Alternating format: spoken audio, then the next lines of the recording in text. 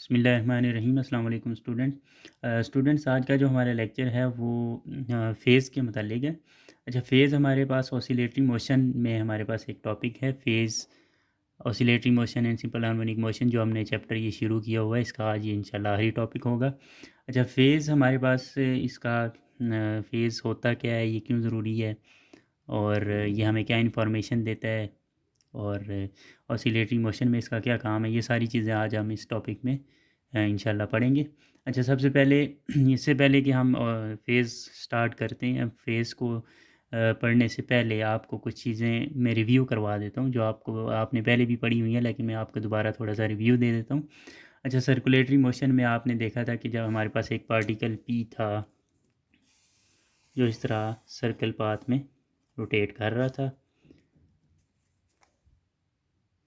इस तरह की कुछ फिगर थी हमारे पास, जिसमें हमारे पास ये पार्टिकल P जो इस सर्कल में घूम रहा था और ये Q पार्टिकल जो है ये एक्स एक्सिस के ऊपर ऑसिलेट कर रहा था, जिस तरह हमने प्रोजेक्शन में देखा था।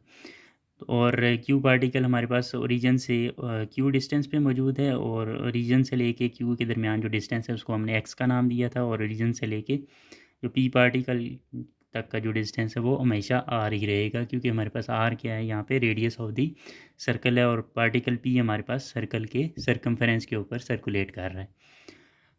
तो इस जो सर्कुलर मोशन में जब हमारे पास पार्टिकल होगा तो पार्टिकल एंगुलर डिस्प्लेसमेंट कवर करेगा। जैसे कि आप जानते हैं एंगुलर डिस्प्लेसमेंट का हम रेडियन में मेजर करते हैं। तो अगर हमारे पास पार्टिकल पॉइंट ए से स्टार्ट करता है तो पॉइंट ए पे हमारे पास थीटा की या एंगुलर डिस्प्लेसमेंट की जो वैल्यू होगी वो कितनी होगी, 0 रेडियंस, क्योंकि हम एंगल रेडियन में मेजर करते हैं। 0 रेडियन भी कह सकते हैं आप इसको, 0 डिग्रीज़ अगर डिग्रीज़ में मेजर करते हैं तो ठीक है। तो जब ये पार्टिकल ऑसिलेट कर सर्कुलेट करेगा, यहाँ पे पहुँचेगा, तो इसने कितना एंगल कवर कर लिया होगा, कितना थीटा उसका हो जाएगा, पाई/2 रेडियंस, या आप इसको कह सकते हैं 90 डिग्रीज़। अगर यहाँ पे आ जाए तो यहाँ पे हमारे पास कितना हो जाएगा, थीटा पाई रेडियंस, या आप इसको कह सकते हैं 180 डिग्रीज़।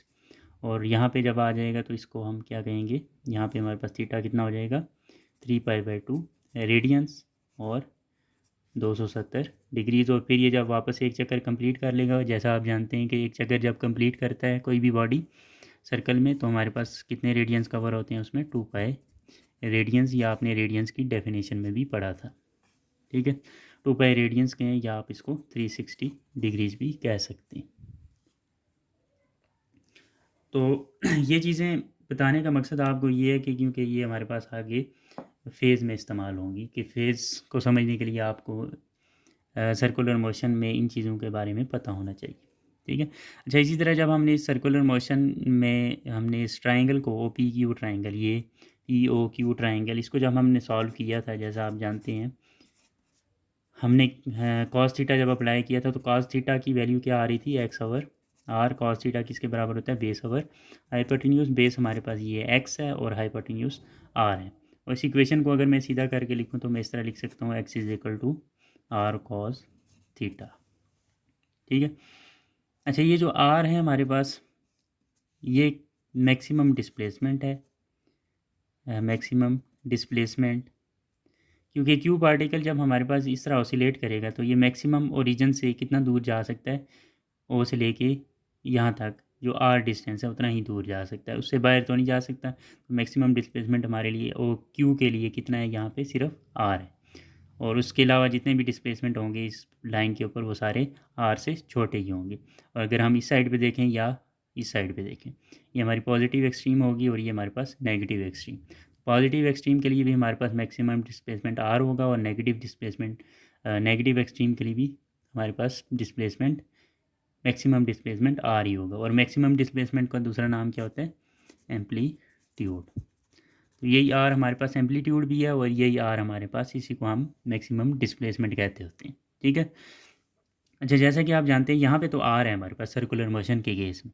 तो जब हम उसकी बात करते हैं, मैस स्प्रिंग सिस्टम की बात करते हैं, या हम सिंपल पेंडुलम की बात करते हैं, तो उसमें हम मैक्सिमम डिस्प्लेसमेंट को एक्स नॉट से ज़ाहिर करते हैं। जिस तरह हमने पिछले जितने भी टॉपिक्स किए थे, एनर्जी, काइनेटिक एनर्जी वाला टॉपिक और बाकी जो एनर्जी कंजर्वेशन वाले टॉपिक थे, उसमें हमने मैक्सिमम डिस्प्लेसमेंट को एक्स नॉट कहा था। यहाँ पे हम आर कह रहे हैं। आर कहें या एक्स नॉट कहें, बात एक ही है, तो हम आर को रिप्लेस कर सकते हैं एक्स नॉट से, ठीक है। तो यहाँ पे मैं अगर आर की जगह या एक्स नॉट पुट करूँ तो हमारी इक्वेशन इस तरह हो जाएगी, x is equal to x not cos theta. और थीटा के बारे में आप जानते हैं थीटा किसके बराबर होता है, ओमेगा टी के बराबर होता है। जिस तरह हमारे पास लीनियर में s is equal to v t होता है, इसी तरह एंगुलर में theta is equal to omega t. Theta हमारे पास एंगुलर डिस्प्लेसमेंट और ओमेगा हमारे पास एंगुलर वेलोसिटी। तो ये थीटा की जगह यहाँ पे अगर मैं ओमेगा टी पुट करूँ तो मेरे पास एक्स किसके बराबर आ जाएगा, x not cos omega T. तो ये जो ओमेगा टी होता है ना हमारे पास, इसी को असल में हम क्या कहते हैं, फेज। इसको हम क्या कहते हैं, फेज। अच्छा, इसका क्या मकसद है, ये हमें क्या रिप्रेजेंट करता है यहाँ पे, फेज होता क्या है, और इसको हम फेज़ कहते क्यों है, ये सारी चीज़ें हम आगे देखेंगे इसमें, ठीक है।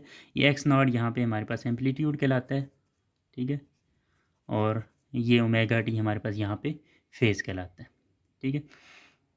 अच्छा, ये जो हमारे पास इक्वेशन आई है, x is equal to x not cos omega t, ये हमारे पास जनरल इक्वेशन नहीं है। अगर हम जनरल इक्वेशन देखें तो जनरल हमारे पास इक्वेशन कुछ इस तरह की होती है, x is equal to x not cos omega t plus psi. अब ये साई क्यों आ गया, किधर से आ गया ये साई? ये साई असल में हमारे पास फेज़ कांस्टेंट कहलाता है, फेज़ कांस्टेंट।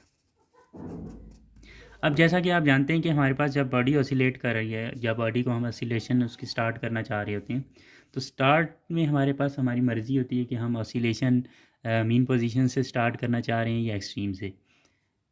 तो अगर हम मीन से स्टार्ट कर रहे हैं तो वहाँ से भी हमारी मर्ज़ी है, जिस तरह पेंडुलम को हम मीन से धक्का दे दें तो वो ऑसिलेट करना शुरू हो जाएगा। और अगर हम एक्सट्रीम से स्टार्ट करना चाहते हैं, वो भी हमारी मर्ज़ी, हम एक्सट्रीम पे लेके जाएं, वहाँ से छोड़ दें, तो हमारी ऑसिलेशन कहाँ से स्टार्ट हो रही है, एक्सट्रीम पोजीशन से। तो चाहें तो हम मीन से स्टार्ट कर सकते हैं, चाहें तो हम एक्सट्रीम से स्टार्ट कर सकते हैं। लेकिन जब हम मीन या एक्सट्रीम चूज़ करते हैं तो हमारे पास ज़ाहिर सी बात है हमारे पास ग्राफ थोड़ा सा चेंज होगा। मीन पोजीशन से स्टार्ट करते हैं तो ग्राफ मुख्तलिफ होगा, एक्सट्रीम से शुरू करते हैं तो ग्राफ हमारे पास मुख्तलिफ बनेगा, ठीक है। तो जो स्टार्टिंग पॉइंट में हमारे पास पार्टिकल कहाँ पे है, ये हमने अगर ग्राफ में शो करना है तो उसके लिए हमें फ़ाई की ज़रूरत पड़ती है। तो फ़ाई का क्या काम है, फ़ाई हमें स्टार्टिंग पॉइंट के बारे में बताएगा कि हमारे पास पार्टिकल स्टार्टिंग पॉइंट पे time t is equal to zero, ये टाइम जब ज़ीरो था, जब हमारे पास टाइम स्टार्ट हमने नहीं किया था, ऑसिलेशन स्टार्ट नहीं हुई थी, तब हमारा जो पार्टिकल था वो कहाँ पे मौजूद था, मीन पोजीशन पे मौजूद था या एक्सट्रीम पोजीशन पे मौजूद था, कहाँ से हमने ऑसिलेशन स्टार्ट की। तो फाई हमें time t is equal to zero पे हमारे पास पार्टिकल की पोजीशन के बारे में बताएगा। तो क्या काम है फाई का हमारे पास, मैं यहाँ पे लिख देता हूँ आपको। तो फाई क्या होता है, phi gives us information about the starting point. Starting point, oscillation का स्टार्टिंग पॉइंट, उसके बारे में हमें इन्फॉर्मेशन देता है। या आप ये कह सकते हैं कि position of particle at time t is equal to zero, time t is equal to zero पे हमारा पार्टिकल किस पोजीशन पे मौजूद था, फाई हमें उसके बारे में इन्फॉर्मेशन देगा, ठीक है। फाई हमारे पास में भी equal to 0 degree, phi 0 degree भी हो सकता है, फाई 90 डिग्री भी हो सकता है, और फाई 180 डिग्री भी हो सकता है। इसके अलावा भी फाई हमारे पास कोई वैल्यू ले सकता है, ठीक है। तो फाई की वैल्यू क्या होगी, ये हमें हमारी पोजीशन से पता चलेगा कि हम कहाँ से स्टार्ट कर रहे हैं, हम ऑसिलेशन को मीन से स्टार्ट कर रहे हैं या ऑसिलेशन को एक्सट्रीम से स्टार्ट कर रहे हैं। तो मैं आपको बारी बारी एक्सप्लेन कर देता हूँ कि अगर हम 0 डिग्री रखते हैं, फाई को 90 डिग्री रखते हैं या 180 डिग्री रखते हैं, तो हमारा पार्टिकल किस पोजीशन पे होगा और हमारा जो ग्राफ है वो एक्सट्रीम से स्टार्ट होगा या मीन से स्टार्ट होगा। तो हम बारी बारी तीनों वैल्यूज़ ले लेते हैं, 0 डिग्री भी, 90 डिग्री भी और 180 डिग्री भी। तो इन तीनों वैल्यूज़ के लिए हम देखते हैं कि हमारे पास स्टार्टिंग पॉइंट क्या होगा। तो सबसे पहले हम कंसिडर करते हैं phi is equal to 0 degree. तो जनरल इक्वेशन मैंने क्या लिखी थी, जनरल इक्वेशन थी हमारे पास x is equal to x not cos omega t plus phi. Phi हमने क्या कंसिडर किया, 0 डिग्री, तो x is equal to x not cos omega t plus 0 degree, तो क्या आ जाएगा, x not cos omega t, जो हमने पहली इक्वेशन लिखी थी, ठीक है। और टी किसके बराबर है, टी यहाँ पे हमारे पास 0 के बराबर है। टी 0 क्यों है, क्योंकि मैंने क्या कहा था, हमें फाई इंफॉर्मेशन देता है पार्टिकल की time t is equal to 0 पे। टी इज़ इक्वल टू 0 पे हमारे पास जो वैल्यू होगी, हमारी पार्टिकल की जो पोजीशन होगी, वही हमारे पास फाई कहलाता है। ठीक है, तो phi is equal to 0 degree है, टाइम हमारे पास यहाँ पे 0 डिग्री, तो t is equal to 0 degree put किया जाए तो क्या आ जाएगा, कॉस ओमेगा इंटू 0। कॉस 0 आ जाएगा, कॉस 0 क्या होता है हमारे पास 1 होता है, तो x is equal to x naught. तो पार्टिकल इनिशियली स्टार्टिंग पॉइंट में हमारे पास कहाँ पे मौजूद होगा, एक्सट्रीम पोजीशन पे मौजूद होगा, क्योंकि हमारे पास time t is equal to 0 पे एक्स किसके बराबर है, एक्स नॉट पे। तो हमारे पास जो ग्राफ बनेगा वो कुछ इस तरह का बनेगा। ये हमारे पास एक्सट्रीम पोजीशन है, ये नेगेटिव एक्सट्रीम पोजीशन है, और ये हमारे पास मीन पोजीशन है। पार्टिकल हमारा कहाँ पे मौजूद होगा, यहाँ पे मौजूद होगा। तो फिर क्या करेगा, वो मीन की तरफ आएगा, फिर नेगेटिव एक्सट्रीम, फिर पॉजिटिव, फिर नेगेटिव, इस तरह वो आगे चलता रहेगा। इस साइड पे हमारे पास टाइम बढ़ता जा रहा है, ऊपर नीचे हमारे पास डिस्प्लेसमेंट चेंज होता जा रहा है। ठीक है, तो आप देख सकते हैं यहाँ पे टाइम हमारे पास क्या था, 0। यहाँ पे डिस्प्लेसमेंट कितना है, एक्स नॉट। तो हमारे पास टाइम 0 पे एक्स किसके बराबर होगा, एक्स नॉट के बराबर होगा, if phi is equal to 0 degree. और अगर हमारे पास फाई 90 डिग्री होता है तो हमारे पास कुछ ग्राफ इस तरह का बनेगा, phi is equal to 90 degree. तो हमारे पास इक्वेशन किस तरह की बनेगी, x is equal to x naught cos omega t plus 90 degree. अच्छा, ये आप जानते हैं कि कॉस थीटा प्लस 90 डिग्री पे 90 डिग्री क्या करता है, कॉस को साइन में तब्दील कर देता है। तो क्या आ जाएगा का साइन ओमेगा टी। अब ये प्लस 90 डिग्री है, तो हमारे पास कौन सा क्वाड्रेंट बन रहा है यहाँ पे, थीटा प्लस 90 डिग्री, यानी कि सेकंड क्वाड्रेंट। तो सेकंड क्वाड्रेंट में हमारे पास, फर्स्ट क्वाड्रेंट में तो ऑल पॉजिटिव होते हैं, सेकंड में सिर्फ साइन पॉजिटिव होते हैं। ये हमारे पास कॉस था, यहाँ पे क्या आ जाएगा, साथ हमारे पास नेगेटिव आ जाएगा। तो क्या आ जाएगा, x is equal to minus x naught sine omega T.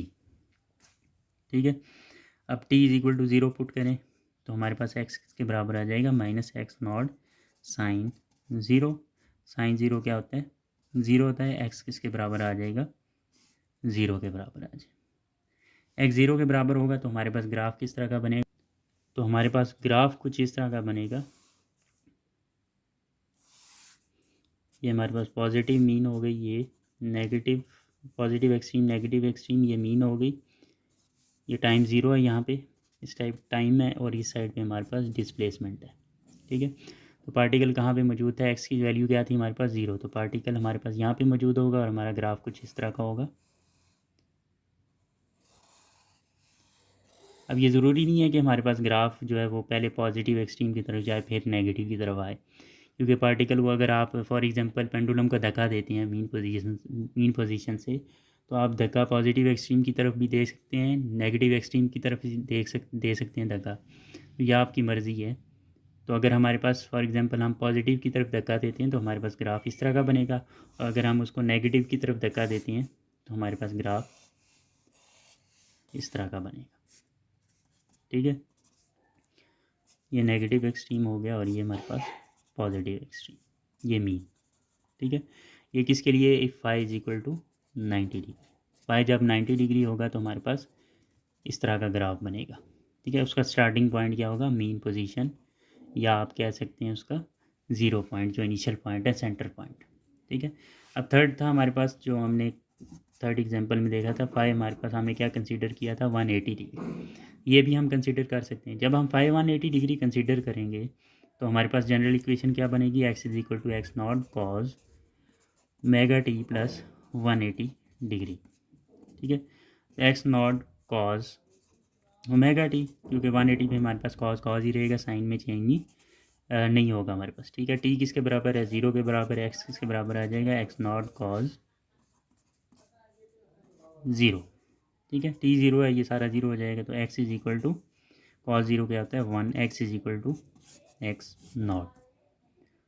अच्छा, यहाँ पे हमारे पास माइनस आ जाएगा, क्योंकि क्वाड्रेंट हमारे पास बन रहा है ओमेगा टी प्लस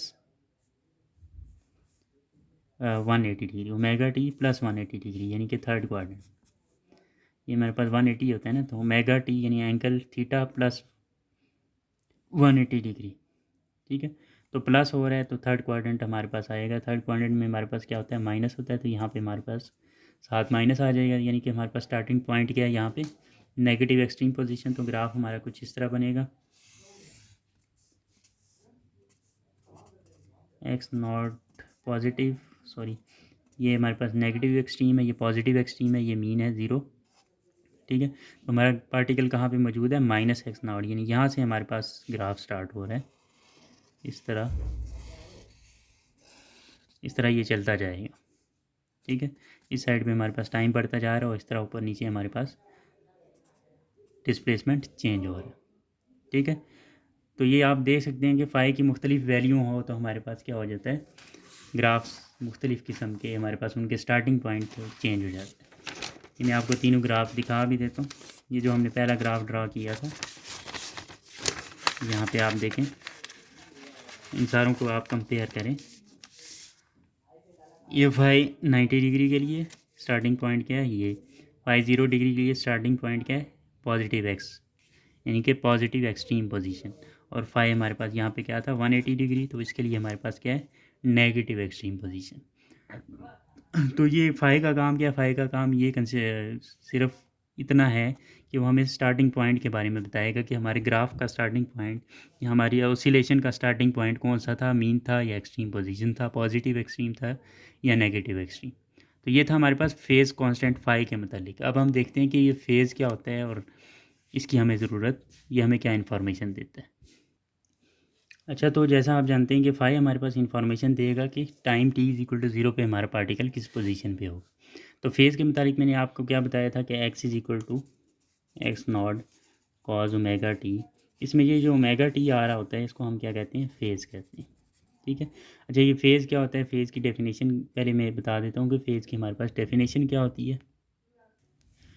तो ये हमारे पास डेफिनेशन होती है फेज़ की, the angle theta is equal to omega t, यानी angle theta is equal to omega t which specifies the displacement x, जो हमारे पास डिस्प्लेसमेंट एक्स को स्पेसिफाई करता है, उसके बारे में इंफॉर्मेशन देता है, as well as the direction of motion of the point oscillating S H M is called phase. एक तो हमें ये बताता है कि हमारे पास पार्टिकल जो है वो किस टाइम किस पोजीशन पे मौजूद है, उसका किस डिस्प्लेसमेंट किस टाइम पे कितना है। Time t is equal to 0 पे वो कहाँ पे मौजूद है, time t is equal to जब कुछ टाइम गुजर गया है वहाँ पे हमारे पास पार्टिकल कहाँ पे पहुँच गया है, और कुछ मज़ीद टाइम गुजरने के बाद हमारे पास पार्टिकल कहाँ पे मौजूद है। तो किसी भी टाइम आप अगर देखना चाहते हैं कि हमारा पार्टिकल किस पोजीशन पे मौजूद है, किस स्टेट में मौजूद है, मीन पोजीशन पे या एक्सट्रीम पोजीशन पे या दरमियान में किसी पोजीशन पे है, तो हमें कौन इन्फॉर्मेशन देगा, फेज़ हमें इसके बारे में इन्फॉर्मेशन देगा कि हमारा पार्टिकल इस टाइम पे इतना डिस्प्लेसमेंट कवर कर चुका है, ठीक है। तो ये omega t theta is equal to omega t, इसी को हम क्या कहते हैं, फेज़ कहते हैं। Phase is the quantity which shows the state of motion of an oscillator.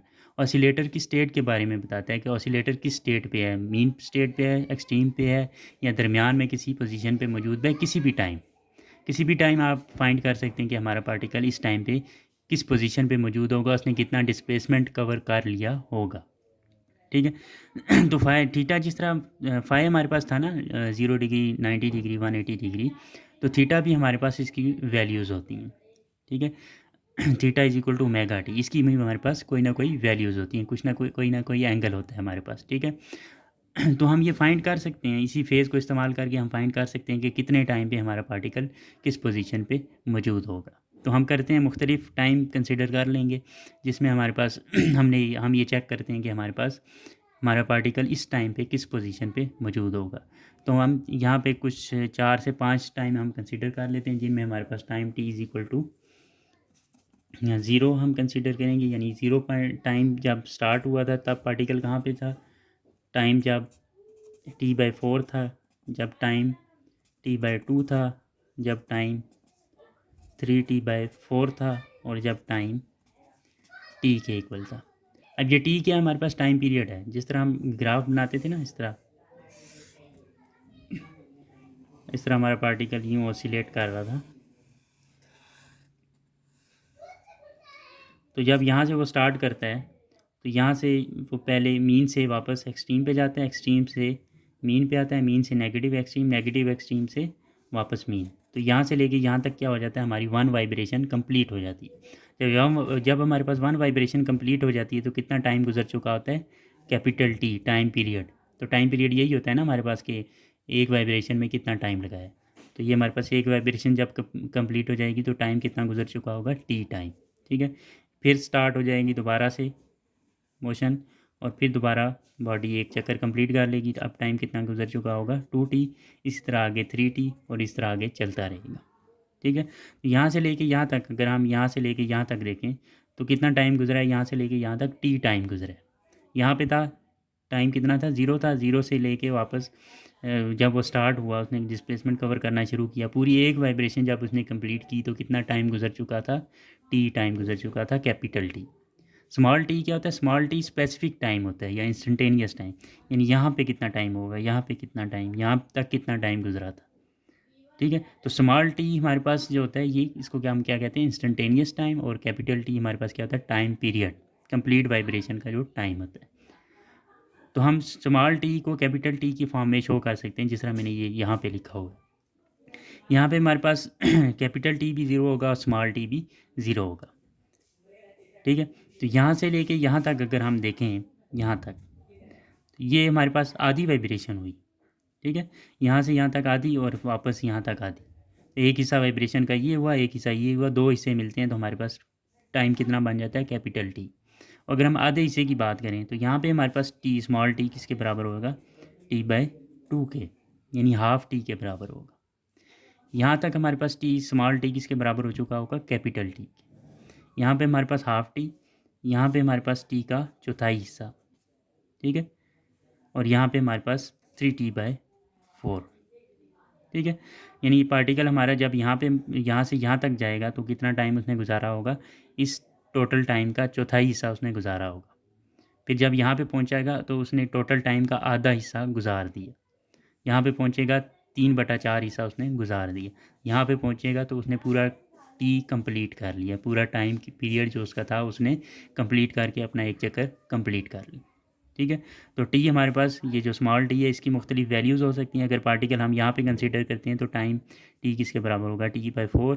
यहाँ पे पार्टिकल पहुँचा है तो टी किसके बराबर होगा, t/2 के बराबर होगा। और इसी तरह अगर किसी भी पोजीशन पे देखेंगे हमारे पास टाइम की कोई ना कोई वैल्यू होगी, तो ये वैल्यूज़ हम कंसीडर कर लेते हैं और हम चेक करते हैं कि हमारा पार्टिकल इस टाइम पे किस पोजीशन पे मौजूद होगा।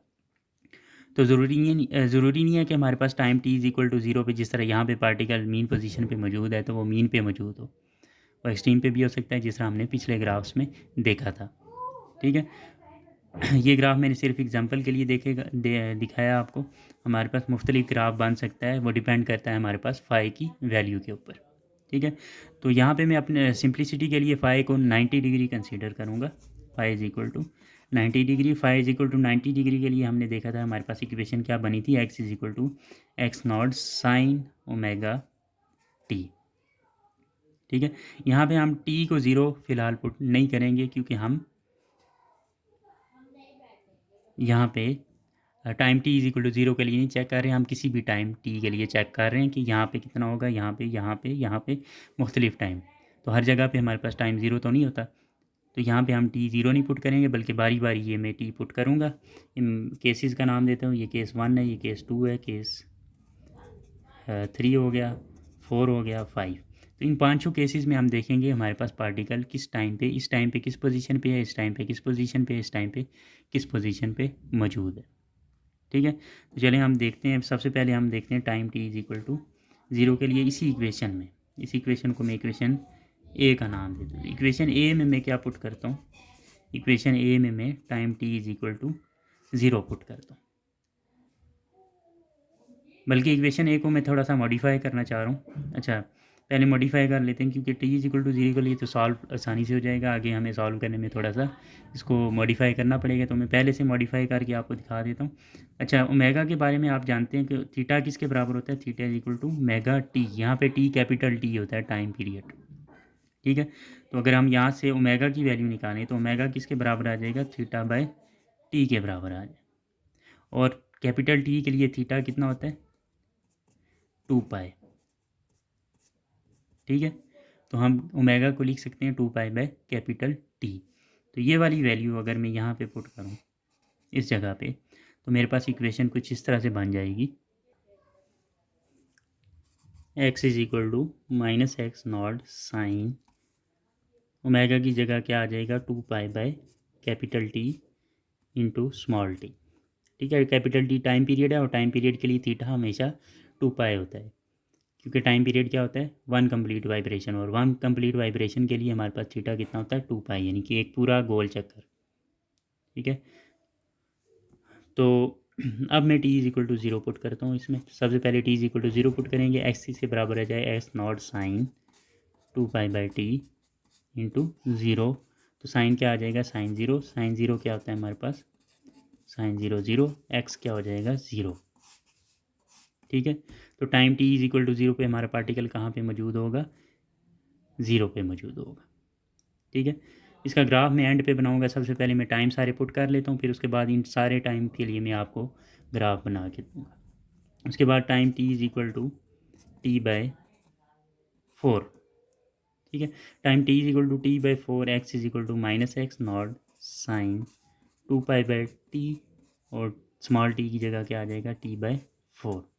t से कैंसिल हो जाएगा, minus x naught sine 2 pi into 1/4, 2 2 4 minus x naught sine पाई/2। साइन पाई/2 क्या होता है साइन 90, साइन 90 क्या होता है हमारे पास 1 होता है। ठीक है, तो क्या आ जाएगा माइनस एक्स नॉट। तो पार्टिकल t/4 पे कहाँ पे मौजूद होना चाहिए एक्स नॉट पे मौजूद होना चाहिए, negative x not negative extreme position पे मौजूद होना चाहिए। उसके बाद ये दूसरा केस हो गया। तीसरा केस है हमारे पास time t is equal to t/2 पे कहाँ पे होना चाहिए। Time t is equal to t/2, x is equal to x naught sine 2 pi capital T, और स्मॉल टी की जगह क्या आ जाएगा कैपिटल t/2। 2 से कैंसिल, टी से कैंसिल, क्या आ जाएगा साइन पाई क्या होता है हमारे पास 0 होता है, तो एक्स क्या आ जाएगा 0। तो उसके बाद पार्टिकल को कहाँ पे पहुँच जाना चाहिए, आधा टाइम गुजरने के बाद वापस मीन पोजीशन पे पहुँच जाना चाहिए। ठीक है, अच्छा उसके बाद तो नेक्स्ट केस था हमारे पास time t is equal to 3t/4, यानी 3t/4 पे हमारा पार्टिकल कहाँ पे पहुँचा होगा। ठीक है, तो x is equal to minus x naught sine, ये हमारे पास था 2 पाई/t इंटू टी की जगह स्मॉल टी की जगह क्या आ जाएगा 3t/4। ठीक है, हाँ यहाँ पे भी टी से कैंसिल हो जाएगा, 2 2 4, तो हमारे पास क्या आ जाएगा माइनस एक्स नॉट साइन 3 पाई/2, और 3 पाई/2 क्या होता है 270 डिग्री, और 270 डिग्री साइन 270, साइन 91 होता है, साइन 270 क्या होता है -1, तो एक्स के बराबर आ जाएगा एक्स नॉट के। ठीक है, अच्छा उसके बाद क्या था हमारे पास, ये हो गया चौथा। उसके बाद पाँचवें पॉइंट पे क्या होना चाहिए, टाइम टी किसके बराबर हो जाएगा टी के बराबर हो जाएगा कैपिटल टी, यानी कंप्लीट हो जाएगा टाइम। तब हमारे पास एक्स क्या हो जाएगा माइनस एक्स नॉट साइन 2 पाई/t, और यहाँ पे हम क्या करेंगे स्मॉल टी की जगह कैपिटल टी, तो टी से कैंसिल हो जाएगा, साइन 2 पाई यानी 360 डिग्री, साइन 360 हमारे पास 0 होता है, एक्स इसके बराबर आ जाएगा 0, यानी कि हमारे पास पार्टिकल कहाँ पे आ जाएगा वापस मीन पोजीशन पे। ठीक है, जैसा मैंने आपको ग्राफ में ड्रा करके दिखाया था, यहाँ मैं दोबारा ग्राफ ड्रा कर देता हूँ। ये हमारे पास पॉजिटिव एक्सट्रीम, ये हमारे पास नेगेटिव एक्सट्रीम, ये हमारे पास मीन पोजीशन ओ। तो सबसे पहले हमने क्या देखा, ये मैं आपको दोबारा दिखा देता हूँ। सबसे पहले हमने देखा था, यहाँ पे मैं बल्कि इस पेज पे मैं ग्राफ ड्रा कर देता हूँ आपको। तो ओवरऑल ये समरी हमारे पास समराइज़ कर दिया मैंने। टी इज इक्वल टू 0 पे हमारे पास एक्स क्या था 0 था। ठीक है, t is equal to t/4, x is equal to minus x naught, ये आपको मैं दिखा भी देता हूँ। ये आप देख सकते हैं यहाँ पे time t is equal to 0 पे यहाँ में हमने 0 पुट किया था t की जगह पे, और साइन 0 0 हो गया था। Time t is equal to 0 पे एक्स क्या आ गया था हमारे पास 0 आ गया था। ठीक है, time t is equal to t/4 put किया तो हमारे पास एक्स के बराबर आ गया था यहाँ पे t/4 कैंसिल होने के बाद x माइनस एक्स नॉट के बराबर आ गया था, x is equal to minus x naught. तो इसी तरह बाकी वैल्यूज़ मैंने पुट करने के बाद ये मैंने समरी लिख दी। अब इसको मद्देनज़र रख के मैं यहाँ पे ग्राफ आपको ड्रा करके दे देता हूँ, ठीक है। तो हमारे पास ग्राफ किस तरह होगा, इस तरह ये टाइम हमारे पास, ये टाइम एक्सिस होगा हमारे पास, और ये हमारे पास डिस्प्लेसमेंट वाला एक्सिस होगा। तो time t is equal to 0 पे पार्टिकल कहाँ पे मौजूद है, 0 पॉइंट पे मौजूद है, यहाँ पे मौजूद है, ठीक है। तो time t is equal to t/4 पे हमारे पास पार्टिकल कहाँ पे मौजूद है, इसको हम क्या कंसिडर कर लेते हैं, ये एक्स नॉट डैश हो गया, और इतना ही हम ऊपर एक्स नॉट कंसिडर कर लेते हैं। ये पॉजिटिव एक्सट्रीम है, ये नेगेटिव एक्सट्रीम है, ये मीन पोजीशन है ओ। तो particle t is equal to 0 पे कहाँ पे मौजूद है, 0 पॉइंट पे मौजूद है, ठीक है। तो जब ये हमारे पास नेक्स्ट में आप देखें t किसके बराबर है, t/4 के बराबर है, x किसके बराबर है, माइनस एक्स नॉट के, यानी पार्टिकल कहाँ पे पहुँच गया, अब यहाँ पे पहुँच गया, इस तरह पार्टिकल यहाँ पे पहुँच गया, फिर कहाँ पे वापस 0 पे चला गया, ठीक है। फिर एक्स नॉट पे यानी यहाँ पे पहुँच गया, फिर वापस 0 पे आ गया, ठीक है। तो ये आप देख सकते हैं कि एक कंप्लीट हो गई वाइब्रेशन हमारे पास, ठीक है। तो particle t is equal to 0 पे कहाँ पे मौजूद होगा, यहाँ पे मौजूद होगा। अगर आप दरमियान में कहीं पे देख लें 3t/4 पे कहाँ पे मौजूद होगा, x नॉट पे मौजूद होगा, ठीक है। तो आप देख सकते हैं कि किसी भी टाइम के लिए आप फाइंड कर सकते हैं कि आपका पार्टिकल किसी भी टाइम किस पोजीशन पे मौजूद होगा, ठीक है। ये हमें कहाँ से पता चला, ये ओमेगा टी से पता चला, जब हमने sign omega T minus sign omega T के अंदर अपनी वैल्यूज़ पुट की, ठीक है। तो ये ओमेगा टी हमें क्या इन्फॉर्मेशन दे रहा है, पार्टिकल की पोजीशन के बारे में, कि किस टाइम पे पार्टिकल किस पोजीशन पे मौजूद होगा विद रिस्पेक्ट टू टाइम। तो किसी भी टाइम आप निकालना चाह रहे हैं तो उस टाइम के मुताबिक आपको उस टाइम के मुताबिक आपको वो इन्फॉर्मेशन देगा कि पार्टिकल किस टाइम पे किस पोजीशन पे मौजूद होगा। तो ज़रूरी नहीं है, जिस तरह यहाँ पे हमारे पास time t is equal to 0 पे x 0 आया, तो time t is equal to 0 पे x नॉट के बराबर भी आ सकता है। अगर हमारे पास हम वो वाली इक्वेशन इस्तेमाल करते हैं x is equal to x not cos omega t, अगर हम फाई कितना ले लेते 0 डिग्री, ठीक है। तो फाई 0 डिग्री लेंगे तो हमारे पास x इसके बराबर है x not cos omega T, cause यहाँ पे कॉज आ जाएगा। जब कॉज आ जाता है तो सारी रेशियोज उलट जाती हैं, जहाँ पे 0 आ रहा होगा वहाँ पे एक्स नॉट, और जहाँ पे एक्स नॉट आ रहा होगा वहाँ पे 0 आ रहा होगा, ठीक है। तो इस केस में अगर हम ये इक्वेशन कंसीडर करके और फाई 0 कंसीडर करके हम ग्राफ ड्रा करेंगे तो हमारे पास ग्राफ कुछ इस तरह का बनेगा, ठीक है। तो इसमें अगर हम फाई में मुख्तलिफ वैल्यूज़ इसमें पुट करेंगे तो हमारे पास इसके मुकाबले में हमारे पास कॉज वाले केस में, मैं यहाँ पे लिख देता हूँ कॉज थीटा के केस में, और ये हमारे पास साइन थीटा के केस में।